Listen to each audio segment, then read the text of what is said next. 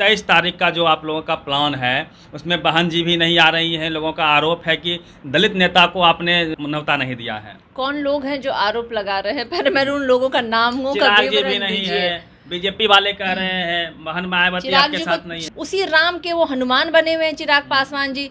एक तरफ तो उनके पार्टी का स्लोगन है बिहार फर्स्ट बिहारी फर्स्ट, और दूसरी ही तरफ वो बिहारियों का ही सबसे ज़्यादा धुर विरोधी आदमी है।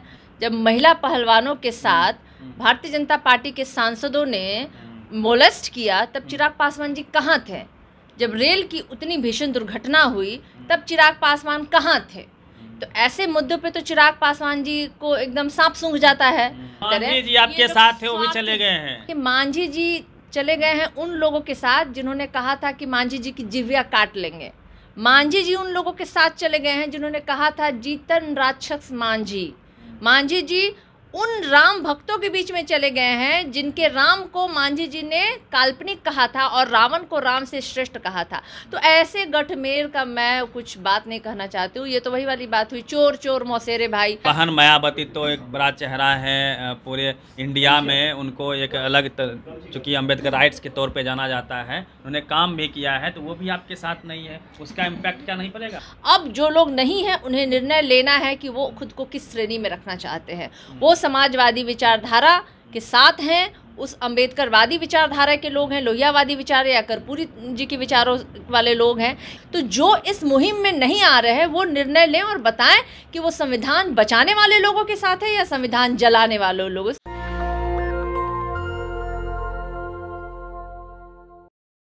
बिहार में विपक्षी एकता की एक बड़ी बैठक होने वाली है। क्या मुद्दे होंगे 24 को लेकर, जो तैयारी है विपक्षी की, उसी पे बात करेंगे। हमारे साथ सरिता पासवान जी हैं, आरजेडी की तेज तर्रार प्रवक्ता है। मैम, 23 तारीख का जो आप लोगों का प्लान है उसमें बहन जी भी नहीं आ रही हैं। लोगों का आरोप है कि दलित नेता को आपने न्योता नहीं दिया है। कौन लोग हैं जो आरोप लगा रहे हैं? पहले मैं उन लोगों का नाम का चिराग जी भी विवरण नहीं दीजिए। है, बीजेपी वाले कह रहे हैं बहन मायावती आपके साथ नहीं है। देखिए, चिराग जी को जब मुद्दे पे बोलना आता है तब वो बोलते हैं। जब महिला पहलवानों के साथ भारतीय जनता पार्टी के सांसदों ने मोलेस्ट किया तब चिराग पासवान जी कहाँ थे?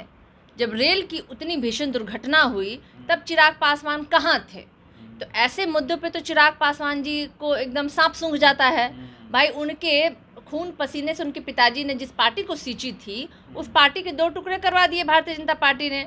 उसी राम के वो हनुमान बने हुए हैं चिराग पासवान जी। एक तरफ तो उनके पार्टी का स्लोगन है बिहार फर्स्ट बिहारी फर्स्ट, और दूसरी ही तरफ वो बिहारियों का ही सबसे ज़्यादा धुर विरोधी आदमी है। तो ऐसे लोगों के विषयों में आप बात ना ही करें तो बेहतर है। मांझी जी आपके साथ थे, वो भी चले गए हैं। देखिए, मांझी जी चले गए हैं उन लोगों के साथ जिन्होंने कहा था कि मांझी जी की जिह्वा काट लेंगे। मांझी जी उन लोगों के साथ चले गए हैं जिन्होंने कहा था जीतन राक्षस मांझी। मांझी जी उन राम भक्तों के बीच में चले गए हैं जिनके राम को मांझी जी ने काल्पनिक कहा था और रावण को राम से श्रेष्ठ कहा था। तो ऐसे गठमेल का मैं कुछ बात नहीं कहना चाहती हूँ। ये तो वही वाली बात हुई, चोर चोर मौसेरे भाई। तो जिसको जहाँ जाना है जाए, निश्चित रूप से कोई फर्क नहीं पड़ेगा। मांझी जी के रहने से क्या फर्क पड़ता है या ना रहने से कोई फर्क नहीं पड़ता है। बहन मायावती तो एक बड़ा चेहरा है पूरे इंडिया में। उनको एक अलग चूँकि अम्बेडकर राइट्स के तौर पे जाना जाता है, उन्होंने काम भी किया है, तो वो भी आपके साथ नहीं है। उसका इम्पैक्ट क्या नहीं पड़ेगा? देखिए, अम्बेडकरवादी हो या लोहियावादी हो या कर्पूरीवादी हो या समाजवादी विचारधारा से अपने आप को जोड़ने वाले लोग या कहने वाले लोग, वो सब आज साथ खड़े हैं। और सबकी सिर्फ एक ही बात है कि उन लोगों से देश को बचाना है जिन्होंने देश को बर्बाद कर दिया। उन सत्ता परस्त ताकतों से देश को बचाना है और 2024 में देश को भाजपा मुक्त बनाना है। और इस विषय पे तमाम जो इस विचारधारा के लोग हैं वो एक मंच पे हैं। अब जो लोग नहीं हैं उन्हें निर्णय लेना है कि वो खुद को किस श्रेणी में रखना चाहते हैं। वो समाजवादी विचारधारा के साथ हैं, उस अम्बेडकरवादी विचारधारा के लोग हैं, लोहियावादी विचार या कर्पूरी जी के विचारों वाले लोग हैं। ये तमाम विचारों वाले लोगों की सिर्फ और सिर्फ एक ही बात है, संविधान को बचाना है, लोकतंत्र को बचाना है। तो जो इस मुहिम में नहीं आ रहे हैं वो निर्णय लें और बताएं कि वो संविधान बचाने वाले लोगों के साथ है या संविधान जलाने वाले लोगों से। साफ हो जाएगा। लोग मोदी जी से डर गए हैं। मोदी जी से कौन डरेगा? मोदी जी तो हमसे डरे हुए हैं। मोदी जी अगर हमसे नहीं डरे होते तो वो जब चुनाव का मौका आता है तो कहीं वो पठान बन जाते हैं, कहीं पिछड़ों का बेटा बन जाते हैं। अरे भाई, इनकी तो जो स्थिति है कि क्या ही बताए। जुमलेबाज और जो कहते हैं इस तरह से राजनीति करने वाले लोग जो है, हनुमान जी का एक आपने देखा खुले मंच पे उन्होंने हनुमान जी का साथ लिया कर्नाटक चुनाव में, क्या परिणाम निकला उनको, हनुमान जी ने उनको धराशायी कर दिया। तो धर्म, जात और राम और इस तरह के मुद्दों को लेकर के राजनीति रोटी सेकने वालों को देश स्वीकार नहीं करने वाली है। धर्म खतरे में है, धर्म को बचा रहे हैं वो। कैसा धर्म खतरा इन्हीं लोगों से है। धर्म को, जात को, जमात को अगर ज़्यादा खतरा है तो भारतीय जनता पार्टी से है। दलित विरोधी कौन है, संविधान विरोधी कौन है? जो देश हमारा संविधान से चलता है उस संविधान को बार बार ताखे पे रखने वाले लोग कौन है? तो देश को खतरा जिस पार्टी से है तो आप समझ लीजिए वहाँ लोकतंत्र नहीं जिंदा रह सकता है, वहाँ लोग सांस नहीं ले सकते हैं। पुनः गुलामी की ओर ढकेलने का प्रयास भारतीय जनता पार्टी करना चाह रही है और ऐसी ताकतों से देश को बचाने के लिए तमाम विपक्षी दलें जो हैं एकजुट हैं। मैं भाजपा का कुछ काम बताता हूँ। मोदी जी का डंका बज रहा है वर्ल्ड में। उन्होंने उनसे पाकिस्तान, चाइना थर थर कांपता है। मुस्लिमों की चूड़ी को टाइट रखते हैं, राम मंदिर बनवा रहे हैं। इतना तो काम कर दिया, अब क्या चाहिए आप लोगों को? मैं भी आपको मोदी जी का काम याद दिलाती हूँ, जिन्होंने कहा था 15 लाख रुपए आएंगे सबके खाते में, आपके अलावा किसी के खाते में नहीं आए हैं। मोदी जी ने कहा अगर आप जो काम गिना रहे हैं तो इसलिए हम बोल रहे हैं आपके अलावा किसी के खाते में नहीं आया है। अरे सुनिए, पहले काम गिनवा रहे तो काम उनका सुनिए। गोधरा में कांड हुआ था, मोदी जी की देन है ना पता। मेहुल चौकसी